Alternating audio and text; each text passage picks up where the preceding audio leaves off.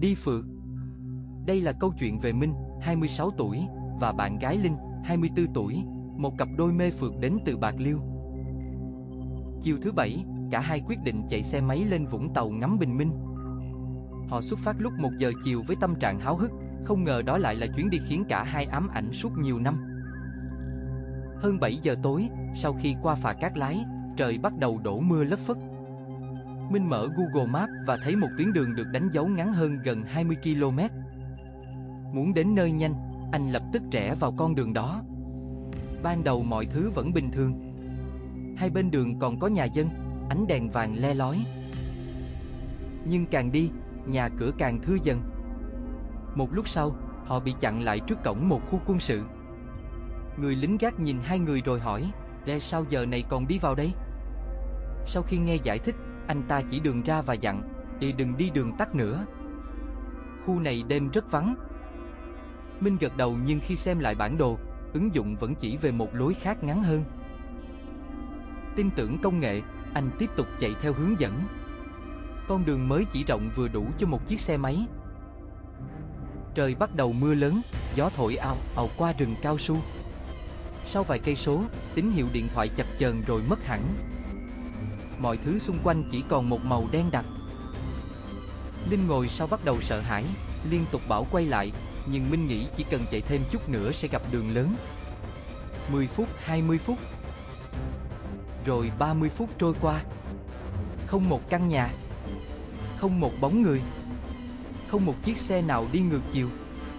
Đường nhựa biến thành đường đất đỏ lầy lội.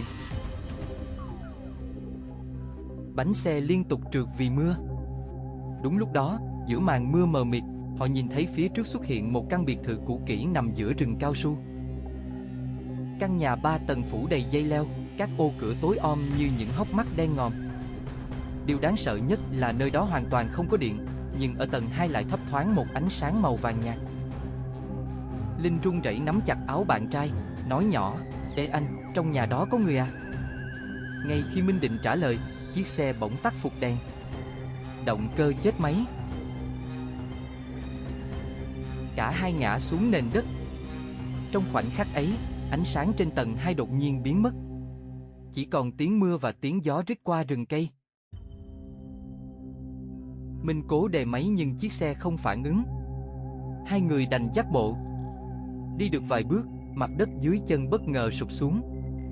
Cả hai rơi vào một hố sâu đầy bùn đất. Linh bật khóc nức nở. Điện thoại không có sóng.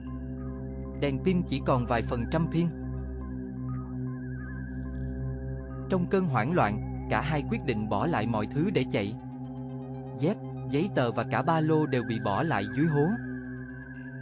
Nhưng vừa chạy được một đoạn, Minh chợt nghĩ nếu mất xe giữa nơi hoang vu này thì họ chẳng còn cách nào trở về.